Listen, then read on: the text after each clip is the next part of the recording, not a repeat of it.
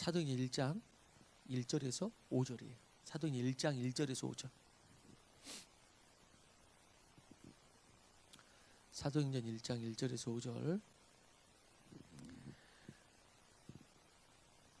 자, 우리 다 찾으셨으면은 우리 교독하다가 마지막 5절은 함께 읽겠습니다. 제가 먼저 1절 읽습니다. 데오빌로여, 내가 먼저 쓴 글에는 무릇 예수께서 행하시며 가르치시기를 시작하신부터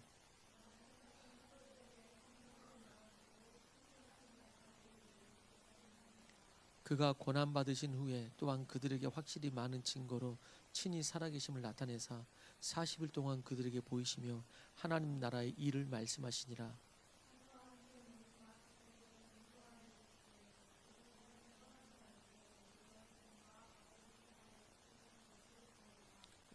같이요, 시작. 요한은 물로 침례를 베풀었으나 너희는 몇 날이 못되어 성령으로 침례를 받으리라 하셨느니라. 아멘. 네, 오늘 제목은 뭐냐면은 반전의 시작, 모여서 기도를 채우라. 이렇게 반전의 시작, 모여서 기도를 채우라. 왜 반전의 시작이냐?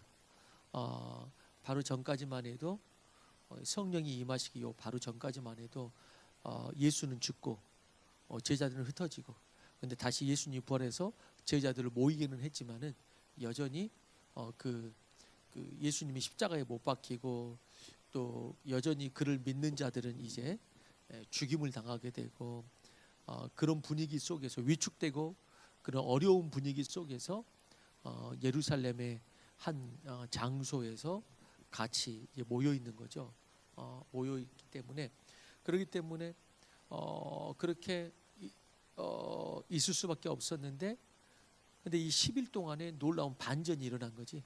10일이 지나고 난 다음부터는 이들이 위축되거나 어렵거나 예수도 짓고 막 많은 믿었던 자들도 흩어지고, 그리고 함부로 드러냈다가는 큰일 나니까 두려워하는 사람도 있었을 테고, 근데 이 10일이 딱 지나고 난 다음에는 반전이 일어나는데, 오히려 그랬던 사람들이 세상에 나가가지고 세상을 완전히 뒤바꿔버리기 시작하는, 10일 동안에 뭔 일이 있었길래 완전히 이전과는 완전히 반대가 돼버렸나.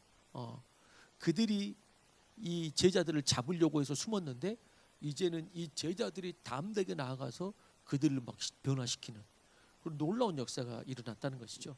그래서 그것을 적은 것이 우리 사도행전이지. 그래서 사도들의 행적, 이전까지는 뭐라고 불렀냐면은 이 제자들을 말 그대로 제자들이라고 불렀어요.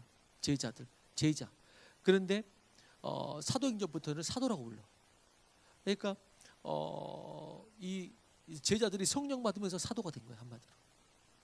한마디로 말해, 제자는 학생이라면은 사도는 이제 실전이야. 그거 똑같아. 직장인 실전.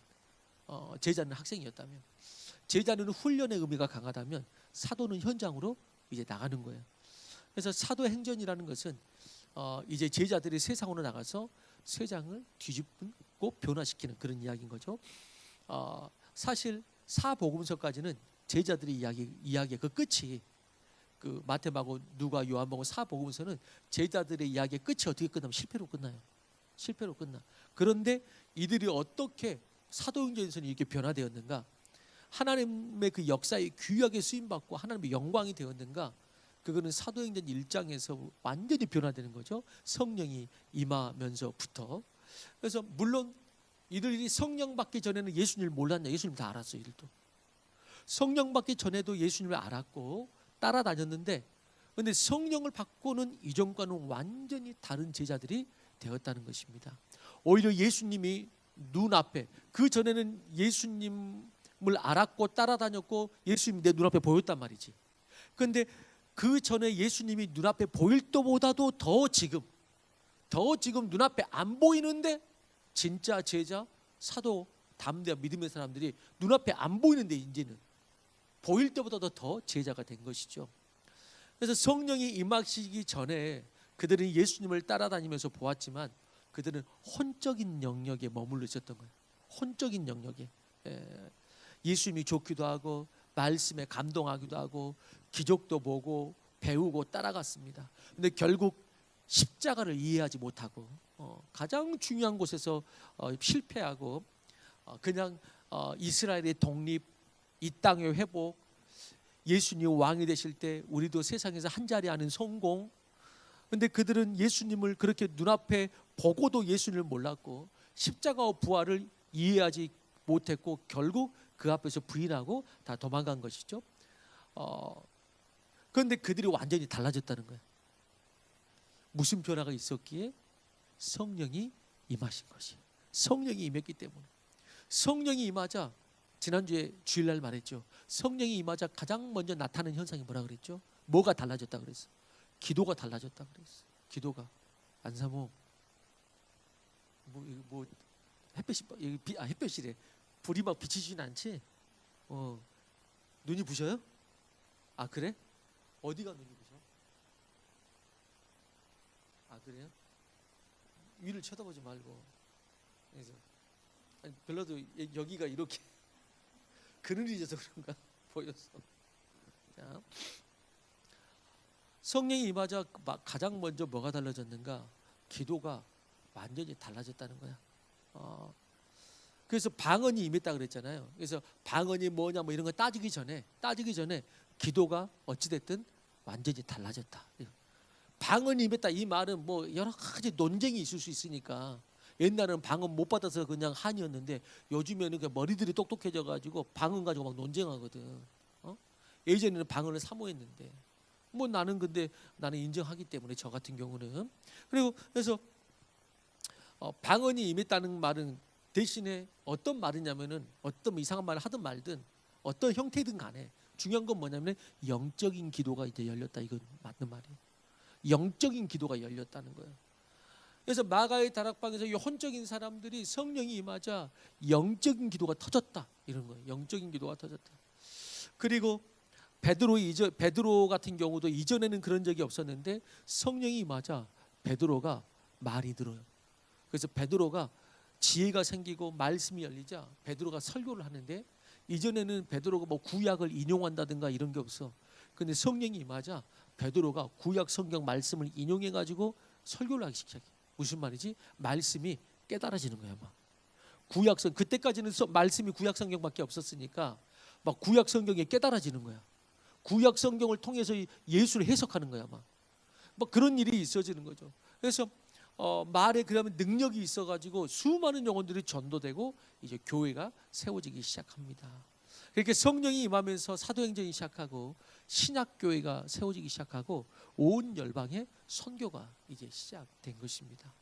그래서 혼적인 제자가 아니라 영적인 제자, 혼적 공동체가 아니라 영적 공동체가 성령 안에서 시작됐는데, 그 성령, 그 하나님의 영이 제자들의 영을 깨우고 새로운 인생과 역사의 문을 이제 열게 된다는 것이고, 성령이 영을 깨우자, 성령이 임하자 가장 먼저 변화된 것이 기도가 완전히 달라져요. 기도가 달라진다는 말은 무슨 말이냐면은 말이 달라진다는 거예요. 말이 달라져. 그래서 기도하는 그 시간에 기도하는 내 기도도 달라지지만은요, 성령이 임한 사람은 그냥 그 기도 시간에 그 멘트만 달라진 것이 아니고 영적 기도가 열리면은 삶의 언어가 달라져요. 삶의 언어가 달라져. 삶의 언어가 기도 따로 삶 따로 그런 언어가 아니고, 기도 시간에만 방언 열심히 했다가 일어나면 이상한 말하고 이런 게 아니고, 언어가 바뀌었다는 말은 기도도 바뀌고 삶의 언어도 완전히 영적으로 다 바뀐 거예요. 다 바뀐 거. 여러분, 그래서 기도가 열리면 무엇도 열리냐면 삶의 언어도 달라지고 생각과 논리와 감정을 뛰어넘어요. 그래서 영적인 기도는 생각이 아니에요. 말씀으로 기도하기 시작하고, 혼적인 기도는 귀신을 못 쫓아내요. 그런데 영적인 기도는 귀신을 쫓아내요. 왜? 귀신은 육이나 혼이 아니고 영이기 때문에. 영은 영으로 대적해야지. 그러니까 귀신을 쫓겨나는 거예요. 근데 혼적이에요. 귀신을 못 쫓아내요. 귀신을 못 쫓아내요. 맨날 혼적이야. 영적으로 기도가 깨어있지 않아. 영적 존재인 그 귀신을 어떻게 쫓아내겠어? 쫓아내겠어. 혼으로 판단하려고 그래. 그러니까 영적 판단력이 없는 거죠. 여러분, 성령님은 우리를 혼의 영역을 넘어서 우리의 근본인 영을 깨우고 새로운 문을 여십니다. 구원의 문을 열고 기도의 문을 열고 삶의 문을 열고 하나님 나라를 열어서 영적인 역사를 시작하시는 것입니다. 예수님도 이 땅에 오셔서 사역을 시작하기 전에 기도 안 하고 성령 안 받아도 그래도 예수님인데, 본인 자체가 내 자체가 예수님인데 기도 안 하고 성령 안 해도 그냥 시작할 수 있는 거 아니겠어요? 그런데 예수님도 그렇게 안 했어. 예수님도 광야에서 기도를 하시고 침례를 받고 성령 받고 성령이 임하자 그때부터 본격적인 공생애를 시작한 거예요. 예수님조차도. 사도 바울 같은 사람도 마찬가지예요. 사도 바울 같은 사람은 그 누구보다도 똑똑한 당대 최고의 학벌을 가졌기 때문에 혼으로 사역하기에는 최고의 조건을 가졌어. 그런데 예수님은 그의 눈을 멀게 하시잖아요. 다메섹 도상에서 그의 눈을 멀게 하셔. 혼을 닫아버린 거야. 그리고 성령 안에서 시작하게 하는 것이지. 그래서 영이 살아야지 신앙이 시작되고 사역이 시작되는 것입니다. 그래서 나는 그래, 바울같이 똑똑한 사람이 만약에 우리 교회 온다, 그 사람은 다 눈이 한 번씩 멀어야 돼. 그 과정을 거쳐야 돼. 그래야지 교회에서 똑똑하다고 사역하거나 뭐 하는 것이 아니고 그렇게 되는 거예요. 내가 수없이 경험했어 그거를. 그래서 사도 바울같이 똑똑한 사람도 하나님께서 뭐부터 했다고? 눈을 멀게 해가지고 완전히 네가 가진 거 아무것도 아니다. 그러니까 사도 바울이 내가 가진 것 아무것도 아니다. 다 똥이다. 그런데 어떤 사람은 교회 일하면서 그러거든. 내가 예전에 해봤는데 내 생각에는 내가 예전에는 내가 다니는 직장에서는 사도 바울은 다 똥으로 여겼는데 그걸 얼마나 귀한 것으로 여겨가지고 이걸로 바탕으로 교회 일을 하려고 그래 봐. 그러니까 말이 안 통해. 그러니까 목사님 답답할 때가 솔직히 있었어. 우리 회사에서는 어쩌란 말이야. 그럼 회사를 그럼 주일에도 회사를 나가. 교회를 오지 말고 주일에도 회사를 나가. 사도 바울은 자기의 모든 학문을 예수 만나고 나니까 주님께서 눈을 멀게 해버리고 이게 다 아무것도 아니구나. 그리고 모든 것을 다 똥으로 여기고 나는 하나님 한 분만 알기로 했다. 이렇게 하는데 그래서 확실히 이렇게 공부한 사람은 이렇게 변화될 때도 확실히 되는 것 같아요. 어영부영 아는 사람은 나중에도 어영부영해. 그래서 아무튼가 그렇게 사도 바울 같은 사람도 성령 안에서 눈을 멀게 해서 네가 혼적으로는 거의 당대에 뛰어난 사람 중에 몇 사람이었지 꿀리지 않지. 근데 그거 아무것도 아니야 하고 눈 딱 닫아버려. 아무것도 아니야. 예수님도 바울도 베드로도 다 성령 받고 영이 열리기 시작되니까 사역이 시작되는 거예요. 다른 영은 쫓아내는 것이고 귀신도 우리의 쫓겨나갈 때 예를 들어서 쫓겨나갈 때 귀신도 우리의 혼을 보고 쫓겨나가지 않아. 우리의 생각을 보고 저 사람 생각이 남다르네 나 쫓겨나야지 이렇게 나가는 게 아니야. 저 사람 다른 사람보다 똑똑하네 내가 못 이길 것 같은데 하고 나가는 게 아니야. 성령이 붙들린 우리의 영을 보고 그걸 보고 귀신이 나가는 거야. 우리의 영이 어떤가를 보고 나가는 것이지 우리의 생각이 똑똑해서 귀신이 나가는 게 아니야. 그래서 스가랴서 4장 6절도 뭐라 그래요? 그가 내가 대답하여 이르되 여호와께서 스룹바벨에게 하신 말씀이 이러하니라. 만군의 여호와께서 말씀하시되 이는 힘으로 되지 아니하고 능력으로 되지 아니하고 오직 나의 영으로 되느니라. 이렇게 말해. 오직 내. 그래서 육은 무익하니 육은 무익하니 영은 살리는 것이다. 이렇게 말하는 거예요. 육은 무익하니 영은 살리는 것은 영이니 육은 무익하니라. 라고 말하는. 그렇게 제자들은 하나님의 영 안에서 영이 새로워지자 이전과는 완전히 다른 제자들이 됩니다. 사도로서 역사를 시작하는 것이죠. 그렇게 하나님의 영 성령께서 임하시고 새로운 역사가 시작되는데 그러기 위하여서 오늘 뭐가 필요하냐? 첫 번째가 뭐냐면은 이 영적인 시작은 믿는 자들의 모임으로부터 시작해요. 첫 번째는 예수님께서는 부활하시고 40일 동안 이 땅에 거하셨어요. 부활하고 40일 동안 이 땅에 거하시면서 뭘 하셨는가? 뭘 하셨을까? 40일 동안 예수님이 이제 부활했잖아. 40일 후에 다시 승천했거든. 그러면 그 40일 동안 이 땅에서 주로 한 게 뭐였을까요? 주로 한 게 뭐야?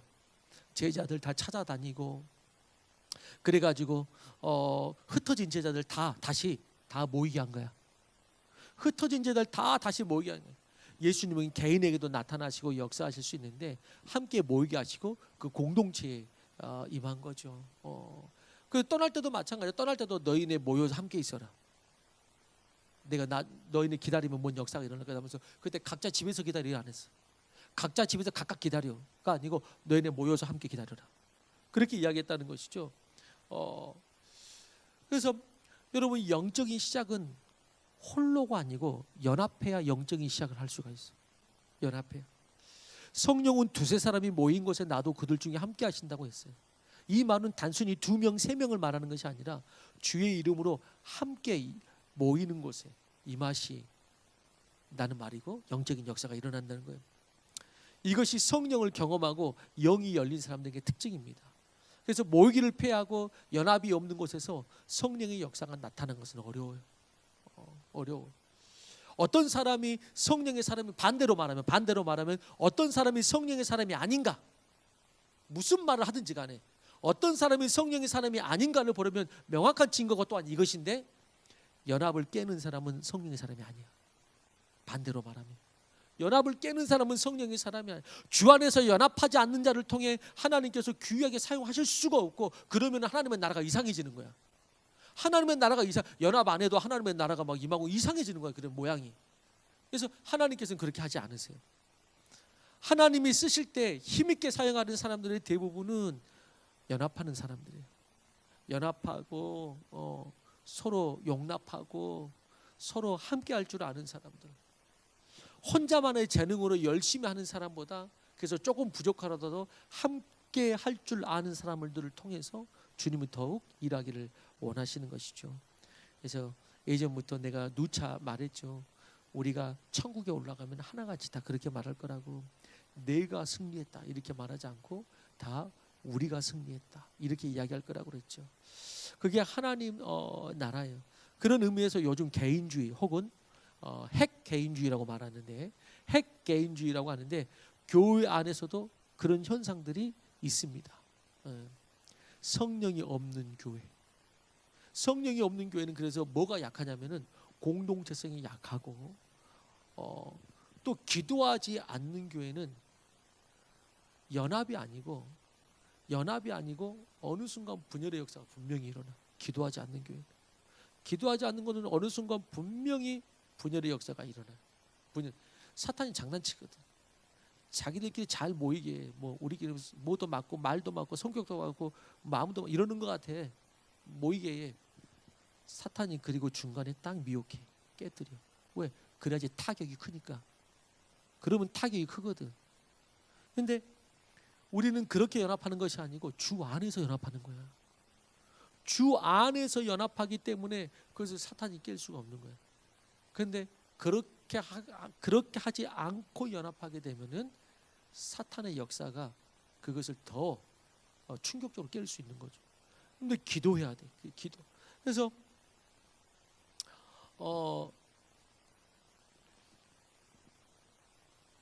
에클레시아는 교회의 뜻도 마찬가지예요. 에클레시아는 교회의 뜻이 뭐지? 성도의 연합이란 뜻이에요.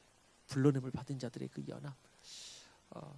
우리는 서로 부족하고 서로 연약할 수 있습니다. 그러나 우리가 주님 안에서 함께 하는 것이 교회인 줄로 믿습니다. 서로 기도해주고 도울 일이 있으면 도와주고 주의 교회 함께 세우고 나아가서 결국에는 목표가 뭐예요? 우리가 주 안에서 연합하는 목표가 뭐예요? 주 안에서 왜 연합해요? 주님이 바라보시는 비전을 함께 바라보라고. 그 비전으로 연합하는 거예요. 비전으로. 예수님 다시 오실 게 예비하라고. 주님이 주신 그 사명을 함께 이루어가기를 원하는 것이죠. 그리고 마지막 때에 서서 말하는 거야. 내가 승리했다가 아니고 우리가 승리했습니다 라고 말하는 것이 천국이다 라는 것이죠. 그렇기 때문에 우리 여기 모이는 우리 성도 여러분, 모이는 것부터가 영적인 시작이에요. 모이라 그랬어. 예수님 너희는 모여라. 모이는 것부터가. 그래서 세상의 마지막 때가 가깝고 주님 다시 올 날이 가까울수록 주님을 믿는다면서도 주 안에 모이는 것이 약해져 강해져. 약해져. 갈수록 약해져. 왜? 단순하게 안 모이는 것이 아니야. 뭐가 없기 때문에 못 모이냐면 영적인 힘이 없어서 못 모여. 영적인 힘이 없어서 못 모여. 못 모여. 그래서 교회에서 예배하고 모이는 것이 점점 줄어들게 될 것이고 개인주의 신앙이 만연해질 것이라고 성경은 마지막 때 이미 말했잖아요. 모기를 패하는 어떤 사람들의 습관과 같이 하지 말아라. 오직 권하여 그날이 가까움을 볼수록 더욱 그리하자. 그래서 무슨 말이에요? 그날이 가까우면은 모기를 패하는 사람들이 점점 많아질 것이다. 그래서 너희는 그날이 가까울수록 포기하지 말고 계속 모이기를 힘써라. 이 말이 이 말씀이에요. 예. 그래서 이 시대가 어쩌면은 지금 이 한국 교회 이 시대가 왜 우리 한국 교회에서 예전의 성령의 역사가 갈수록 미약해지는가? 첫 번째 원인은 그럼 뭘까요? 반대로 말하면 왜 갈수록 이 한국 교회에서 성령의 역사가 미약해지는가? 첫 번째 원인이 뭐야 그러면은 안 모여서 그냥 간단해 그냥. 여기서 이렇게 네다섯 명 우리는 지금 정교인이 모여서 100% 출석이잖아 지금. 다른 교회는 10% 20%밖에 출석 안 했어. 근데 우리는 100% 출석이야 지금. 자 그런데 뭐 다른 교회가 있다 쳐. 그러면은 한 100명 교회 있는데 5명 모여서 금요기도 하는 거 하고 한 50명 모여서 금요기도 하는 거 같아? 그거 출발부터가 달라. 성령이 역사하시는 것부터가 어쩔 수 없이 달라. 그래서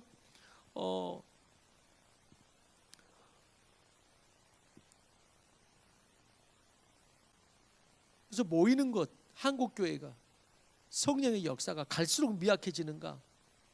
모이기를 피하고 있기 때문에 그게 첫 번째 이유라고 할 수 있어요. 모이기를 피하고. 지금 요 금요일이 되면은 사실 목사님 때만 해도 대부분 이렇게 교회 다닌다는 그리스도인들은 금요 집회라고도 말 안 했어. 금요 철학한다고. 금요 철학기도 새벽 1시 2시까지 하는 거. 중간에 간식 먹고 또 하고. 금요 철학기도 한다고 다 교회 갔어. 많이 교회 갔어. 근데 요즘에는 거의 안 와. 이 황금 같은 금요일 집에서 뭐 자빠져 놀든지 밖에서 하든지 막 즐겨야지 교회 가서 그래서 금요일 날 교회 가서 기도해야지 하고 그리스도인들이 교회 오는 사람이 거의 요즘 없어. 거의 없어. 그래서 금요 집회도 없애버린 데가 많아. 왜 금요일 날을 수요일하고 금요일 우리가 중에 일단은 금요일을 시작했냐면 이제 여기 있는 목사님 몇 분하고 교제했을 때 수요일은 오히려 좀 있어요. 주중 수요일. 근데 금요일은 조금 더 기도에 집중하고 조금 더 여유롭게 기도하잖아요. 근데 대부분 다 여기 이 지역에 금요기도가 많이 없대. 금요기도가 많이 없대요. 안 한대. 왜? 이 지역 사람들이 자기들이 이게 중산층이지. 이제 자기들의 삶 즐기고 이렇게 금요일 날 이 황금 같은 시간에 교회 나와서 다른 것도 아니고 기도하라고 여기 사면 누가 기도하냐고. 그래서 금요 기도에 있는 데가 많지 않대. 금요 기도에 있는 데가. 그래서 일부러 금요 기도 나는 한 거야지. 그래서 금요 기도 나는 해야겠구나라는 마음을 가졌었는데 그래서 금요 기도 하는 사람들이 많지가 않대요. 금요 기도 하는 사람들이. 얼마나 안타까운 일인지 몰라. 새벽기도 오죽하겠어 그러면. 새벽기도 오죽하겠냐고. 매일 교회 나오라 그러면 요즘 사람들은 뭐 말도 안 되는 소리 하고 또 아마 그럴 거야. 매일 교회 나오라. 그것도 새벽에. 아니 매일 새벽에 교회를 옛날에는 그거를 영성으로 받아들였는데 요즘에는 그거를 새벽기도 없는 교회가 이 지역에 많을까 적을까? 세종 지역에 많아. 세종 지역이 특별히 좀 그런 것이 있는 것 같아. 그래서 나는 하나님께 그래서 하나님 영적으로 땡기면 팍팍 오고 막 이런 데서 하고 싶었는데 또 땡겨고 땡겨야지 또 할 수 있는 또 그건 또 보내신 이유가 있겠죠. 있는데 새벽기도가 안 많아. 새벽기도 나오는 사람이 없어. 뭐 우리 다 친하니까 저기 세종 새누리교회 김태봉 목사님 거기 새벽기도 하거든. 그래도 한 청장년 애들이 한 1-20명 되고 청장년 한 그래도 한 40명? 많으면 50명, 40명 그래서 총교인 한 7-80명? 요 정도 되는데 그러면은 예를 들어서 청장년이 40-50명이다. 새벽기도 하면 그래서 한 3-4명은 나올 것 같잖아. 근데 물어봤어. 거의 자기 아내하고 둘이만 나온대. 어쩌다가 한 명 나온다. 거의 자기 아내하고 둘이서 큐트한대. 그래요. 그래. 이게 말이 되냐고 그게. 이게 말이. 그래서 내가 저기를 본 이유가 있어. 우리 그 요즘 계속해서 그 사랑의 교회가 좋아서 보는 게 아니고, 그 오정훈 목사가 개인적으로 내가 뭐 좋아하고 이런 것도 아니고, 근데 그 부분은 내가 인정을 해. 그래서 예배할 때 찬양으로 성도들 잘 이끌어 갔다. 근데 그 새벽기도 특색 그거 본 이유가 그거야. 우리 교회는 세종시의 인본주의적 흐름과 반대로 가야겠다. 우리 교회는 두 가지를 다 해야겠다. 새벽기도 하고 금요기도 하고 이 두 가지를 다 해야 된다. 그래서 거기서 뜨겁게 기도하고 막 새벽에도 그렇게 해야 된다. 그렇게 해서 진짜 이 사람들이 예수 만나야 된다. 영적인 것이 충만하는 게 뭔지 그걸 조금 경험을 해야 된다. 문화적인 신앙생활 말고, 문화적인 신앙생활 말고. 그래서 우리는 세종적인 교회가 아니고 하나님 나라적인 교회 세웁시다. 예. 그래서 그게 첫 번째 이유겠죠. 한국 교회가 어려워지는 거, 성령의 역사가 점점 없어지는 거, 모이는 것이 점점 약해지니까. 예. 그래서 성령의 역사는 두 번째 치고 모이는 것도 쉽지 않아. 그래서 여기가 모이는 것도. 교회가 그렇게 기도하지 않으면 혼적인 교회가 됩니다. 각자의 생각과 소견에 옳은 대로 갑니다. 그리고 기도하고 영이 같아지면은 연합하게 되고 놀라운 힘이 또 생기는 것이고. 그래서 아무리 지금 이 시대와 교회가 영적이지 못하고 참 사람들 모으는 것도 쉽지 않고 영적으로 깨어있는 곳 많지 않고, 그럼에도 불구하고 한결같이 성도들이 모이기를 즐거워하고 썬데이 공동체를 넘어서서 함께 뜨겁게 기도하는 그 영적 공동체들이 이 와중에 돼 있거든요. 그 성령을 경험하는 사람들이. 그는 뭐냐? 그들이 모이는 거예요. 모이는 거예요. 자, 두 번째는 뭐냐면은, 그런데 더욱더 중요한 건 뭐냐면은 그 모였을 때 내용이 중요해. 자, 모였어. 그 다음에 뭐 할 때 성령이 임하시냐 이제. 성령의 역사의 출발점은 일단 우리가 모이는 거예요. 그럼 모임의 내용이 그 다음 중요해. 모임의 내용이 뭐였죠? 기도하는 거예요. 예, 기도하는 거. 오늘 1장 14절 사도행전 1장 14절 봐봐요. 오늘 읽진 않았지만은 그 중간에 14절 그들이 뭐 했나 그 내용이 바로 나와 있어요. 14절 시작. 여자들과 예수의 어머니 마리아와 예수의 아우들과 더불어 마음을 같이하여 오로지 기도에 힘쓰더라. 마음을 같이하여 오로지 기도에 힘썼다. 그들이 나왔어요. 뭐 그들이 모여서 다른 거 한 거 아니에요. 요걸 한 거야. 모이는 것은 영적인 것의 시작이지만 모였다고 다 영적인 것은 아닙니다. 예수님은 그들을 모이게 하시고 그들에게 무엇을 하라고 하셨냐? 기도해요. 마음을 같이하여 주 안에서 형제자매들이 하나님 나라를 위하여 함께 기도하는 것입니다. 우리의 영이 살아나고 영적인 신앙생활을 가능하게 하는 것, 그것은 무엇보다 뭐냐? 그것은 교회에서 수없이 말아. 그래서 뭐 때로는 뭐 귀에 딱지가 않도록 들었어. 그런데 귀에 딱지가 않도록 듣는 이유가 있어. 왜 그럴까? 잘 안 하니까. 잘 안 하니까 귀가 딱지가 않도록 또 듣는 거야. 또 듣는 거야. 그래서 기도해요. 반대로 기도하지 않으면은 영이 산다 죽는다? 영이 죽어. 기도하지 않으면 영혼이 죽어요. 시험에 들지 않게 깨어 기도하라 라고 그렇게 했어. 시험이 뭐예요? 영이 병든다는 거예요. 영이 문제가 발생했다는 거예요. 그 병이 오래가도록 치료하지 않으면 죽는다는 거예요. 근데 치료가 뭐냐? 기도라고 말하고 있어요. 시험에 들지 않도록 기도해라. 기도가 치료제다. 기도하지 않으면 사탄이 그 영혼을 밀가부르듯 한다고 그랬어요. 밀가부르듯 한다. 사탄이 원하는 대로 생각하고, 사탄이 원하는 방향으로 가고, 사탄이 원하는 감정을 품고, 사탄이 원하는 대로 끌고 다니는 거야. 끌고 다니는 거야. 그런데 지는 뭐라고 생각하면 자기가 나는 내 뜻대로 가는데 이렇게 생각해. 근데 주님 뜻대로 안 가는 거는 내 뜻이 아니고 다 사탄 뜻이야. 주님 뜻대로 안 가는 건 내 뜻이 아니야. 그 사탄이 다 미혹한 뜻인데 마치 이건 내 뜻이라고 생각할 뿐이야. 그럴 뿐이에요. 겟세마네 기도에서도 예수님 십자가에 달리시기죠. 겟세마네 기도에서 예수님은 그 겟세마네 기도에서 예수님은 승리하니까 사명을 감당했고, 겟세마네 동산에서 졸면서 기도에 실패했던 제자들은 시험 들어. 그러니까 기도에서 승리한 예수님은 사명을 감당했고, 기도에서 실패한 제자들은 시험 들어서 다 뿔뿔이 흩어졌고, 다 그렇게 되는 거예요. 그러므로 시험 들지 않게 하고, 시험 들어도 가장 좋은 치료제가 뭔가? 그게 기도입니다. 기도하는 거야. 여러분, 그래서 구약에서는 성소의 그 제단에 불을 꺼뜨리지 말라고 그랬어요. 성소의 제단에 불을 꺼뜨리지 말라는, 신약에 와서 이제 그 뭘 말하는 거예요? 이 성전이 될 수도 있고, 내가 성전이기도 하고, 나와 우리 이 성전, 나와 우리 안에 뭘 꺼뜨리, 이 제단 안에 불을 꺼뜨리지 않기 위해서 필요한 것이 뭐냐? 그게 바로 기도예요. 성령의 불을 꺼뜨리지 말라는 거예요. 성령이 불로서 성경에는 많이 이야기하죠.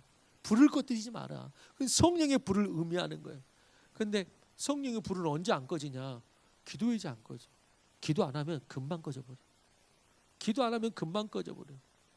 사도행전에 기도할 때 성령이 꺼지지 않는 불로 그 임했던 것처럼 불의 혀 같은 것이 막 임했잖아요. 그것처럼 기도하면 성령의 불이 안 꺼져. 근데 일단 기도를 딱 멈추면은 금방 꺼져버려. 그게 그렇더라고요. 금방 꺼져버려. 그렇습니다. 우리는 기도할 때 우리의 영적인 게 열리게 됩니다. 영이 열리면 우리의 육적인 영역과 혼의 영역, 나의 생각과 판단을 넘어서서 정말 참 신앙인으로 살 수가 있는 것입니다. 믿음으로 기도하고 선포하고, 그때 이 영적인 영역이 깨어나고, 그래서 그 영적인 영역이 깨어나서 믿음으로 기도하고 선포할 때 병이 낫기도 하고, 영으로 기도할 때 내 생각을 뛰어넘는 판단력, 그 주님의 일하심을 본다는 것이죠. 혼의 영역으로 신앙생활 하지 말고 기도함으로 영으로 마음과 생각을 지키고, 그래서 성경에 말하잖아. 기도함으로 네 마음과 생각을 지키라. 그 말은 무슨 말이야? 마음과 생각은 혼적 영역이야. 근데 기도함으로 영적 영역이야. 그래서 기도함으로 아래의 혼적 영역을 지키라, 이렇게 말해. 기도함으로 지키라. 그렇게 우리가 기도의 영으로 우리의 마음과 생각을 지키며 신앙생활을 하기를 원합니다. 다시 성령의 새로운 시작, 역사는 주 안에서 모이는 것부터 시작했고, 그리고 그 모여서 뭐 했냐? 기도할 때 영적인 역사가, 성령의 역사가 일어나기 시작했고요. 그래서 세 번째는 뭐냐면은, 세 번째는 언제 이 성령의 역사, 이 땅에 새로운 역사가 시작되냐면은 모였다, 기도했다, 그 다음에 기도의 분량을 채웠다. 기도의 분량을 채웠다. 오순절 날이 이름에 성령이 임했다고 그랬어요. 여기서 날짜를 말했잖아.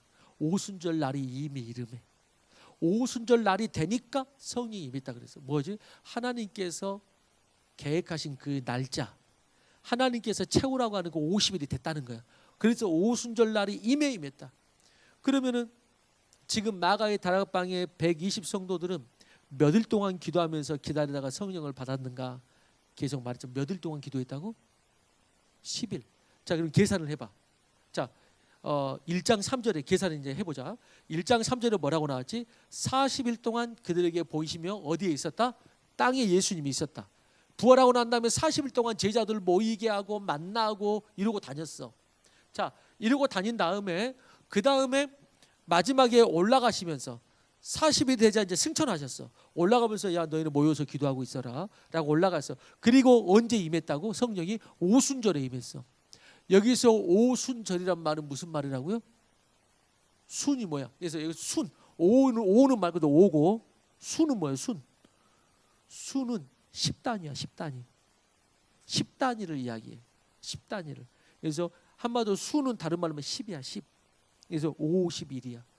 50일. 그래서 오순절이야. 그래서 수는 10단위를 이야기하는데 앞에 5가 붙으니까 50일째 됐을 때 오순절이에요. 자, 그러면은 자, 40일째 됐을 때 올라갔고 50일째 임했으니까 10일이 동안 마가의 다락방에 있었다. 이렇게 되는 것이죠. 여러분, 그리고 성경에는 그 오순절이 찰 동안 주님께서 기다리셨다가 성령을 임하게 한 거예요. 믿음에 이렇게 싸우면은 항상 인내가 필요합니다. 성경은 능력이 소망을 이룬다 이렇게 말하지 않아. 참, 그래서 성경이 인간을 너무 잘 알아. 목사님도 신앙생활하고 교회도 이루어가면서 이런저런 우여곡절도 겪어보고, 그리고 또 이렇게 새로 시작하고 이러면서 뭐가 소망을 이루는가? 능력이 소망을 이루는 게 아니에요. 하나님이 너무 잘 알아. 그 인생들을 너무 잘 알고 아기 때문에 성경은 뭐는 인내가 소망을 이루느니라 이렇게 말해요. 우리 같으면 내가 힘이 있으면 소망을 이룰 것 같지, 안 되더라고. 인내가 소망을 이루느니라 이렇게 말하더라고. 인내가 소망을 이루느니라. 여러분, 그런데 그 인내가 어느 영역에서 가장 필요하냐면, 그 인내가 어느 영역에서 가장 필요하냐면은 기도할 때 가장 필요해. 기도할 때, 기도의 시간을 채우는 거야. 기도의 자리를 끝까지 인내하면서 지키는 거야. 그 기도의 자리에 인내가 그렇게 필요해. 인내가 없으면은 기도를 할 수 있을까 없을까? 못해. 기도 못해. 인내가 있어야지 기도가 가능해. 기도 못해. 충만해가지고만 기도하는 거 아니에요. 그때는 사실 그런 충만한 날 따지면 몇 날 안 돼. 근데 대부분 인내하면서 기도하는 거야. 인내하면서. 근데 그게 충만 못지않은 힘이야. 그게. 충만 못지않은 힘. 그래서 기도의 시간을 채우는 것, 인내하는 것, 그게 인내가 필요한 영역이에요.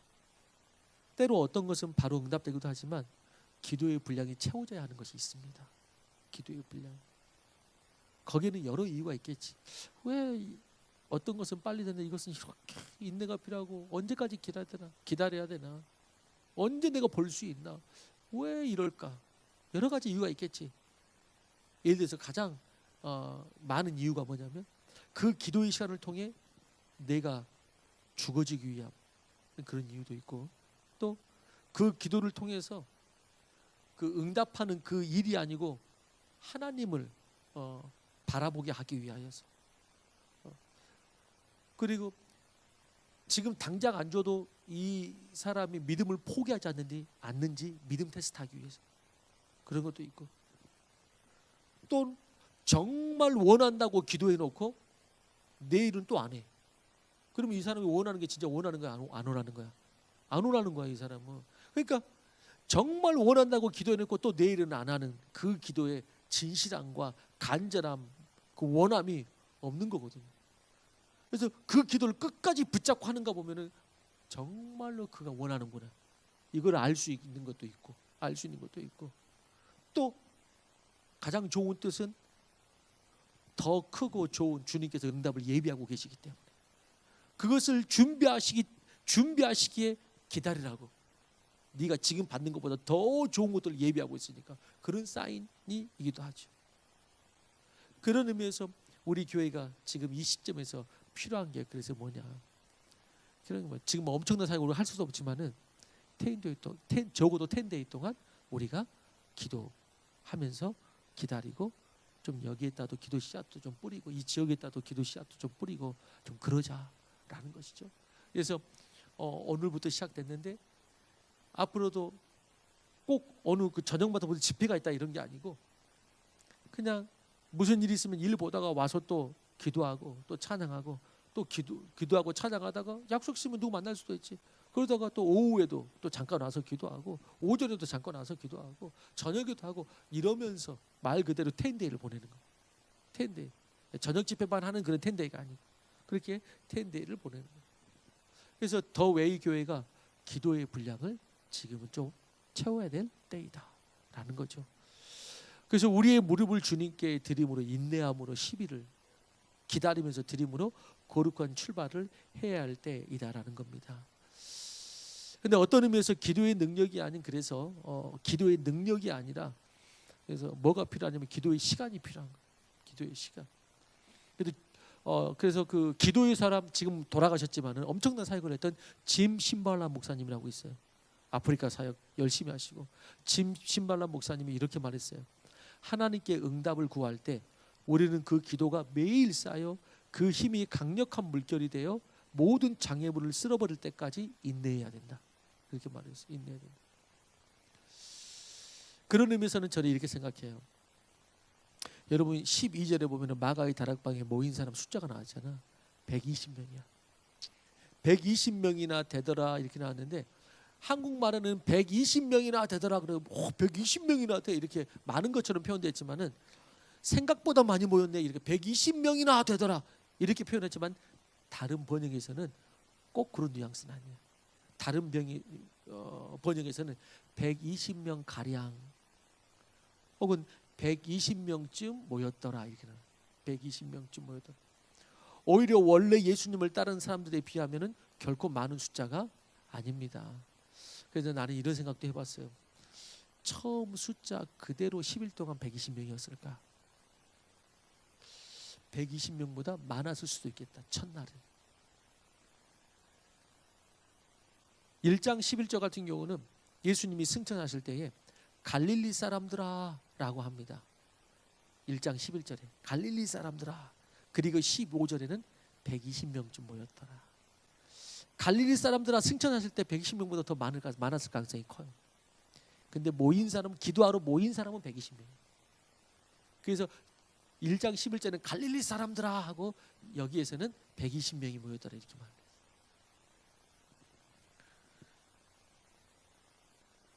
성령이 임하기까지 기다리라고 했는데 처음 모일 때 더 많이 모였다가 하루하루 지나면서 몇 사람은 집에 돌아갔을지도 몰라요. 또 하루 지나면 몇 사람이 일어나고 또 하루 지나면 몇 사람이 일어나고 처음에는 갈릴 사람들 다 모였다가 점점 빠져가지고 마지막 남은 게 120명. 마지막 남은 게 120명.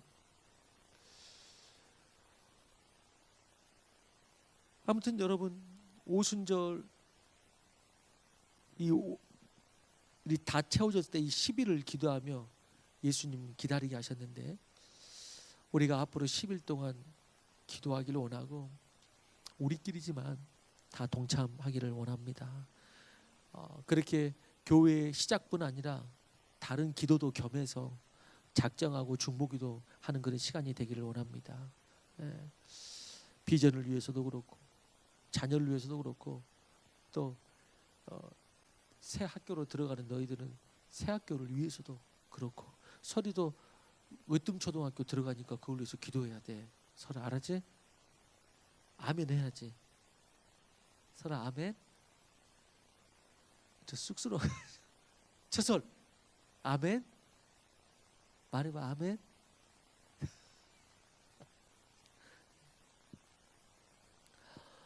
그래서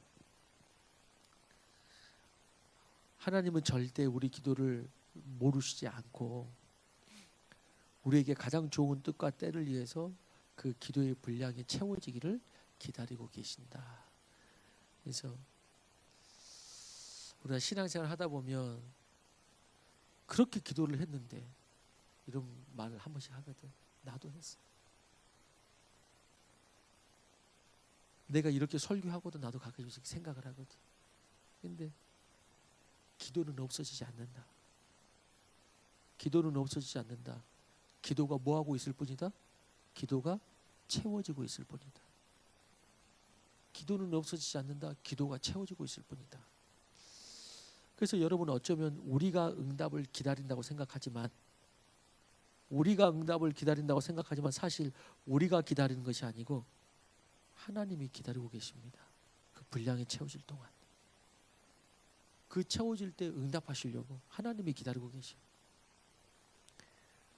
그 말씀이 어딨냐? 이사야서 30장에 있어. 이사야 30장 18절. 찾을 수 있으면 한번 찾아봐요.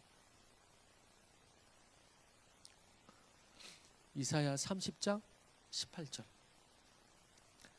찾았으면 같이 읽어봅시다. 시작. 그러나 여호와께서 기다리시나니 이는 너희에게 은혜를 베풀려 하심이요 일어나시리니 이는 너희를 긍휼히 여기라 하심이라. 대저 여호와는 정의의 하나님이시라. 그를 기다린 자마다 복이 있도다. 은혜를 우리가 기다리는 게 아니고 누가 기다린다고? 여호와께서 기다리시나니. 뭐 하려고? 은혜를 베푸시려고 여호와께서 기다리시나니, 이렇게 말해. 우리는 우리가 기다리는 줄 은혜 받으려고, 응답 받으려고 우리가 기다리는 줄 알았어. 근데 성경에서 하나님이 기다리시나니, 은혜 베푸시려고 이렇게 말을 하고 있다는 거예요. 그가 은혜 베풀 만한 그릇이 되기를, 기도가 있기를 기다리시나니, 이렇게 말하는 거예요. 기다리시나니. 그래서 우리가 응답을 기다리는 것 같지만 사실 아구의 물이 차기까지 하나님이 은혜를 베푸시려고 기다린다. 이것이 기도의 역설이라고 말할 수가 있습니다. 이렇게 기도의 분량이 채워질 때 성령이 역사하십니다. 내 영이 믿음이 새로운 영역으로 그때 나아가게 됩니다. 예배의 새로운 차원으로 나아가게 되고, 말씀을 똑같이 보는데 성령이 임하고 바뀌면 말씀을 똑같이 보는데 이전과 달라져요. 이 말씀이 달라져, 깨달음이 있어요.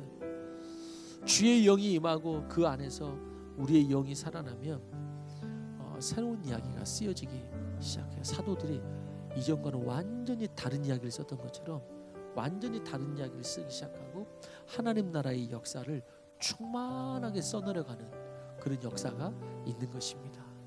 오늘 이 말씀 보면서 꼭 기억하면서 이 사도들이 바로 전까지만 해도 그런 사람들이 아니었는데 완전히 반전을 시작했다. 그래서 뭘 했기 때문이냐? 모여서 기도를 채웠다. 모여서 기도를 채웠다. 그러니까 완전히 반전이 시작이다. 완전 지들만 반전된 게 아니고 역사의 반전이 시작됩니다. 역사의 반전이 시작됩니다. 오늘 그러한 우리가 되기를 바랍니다.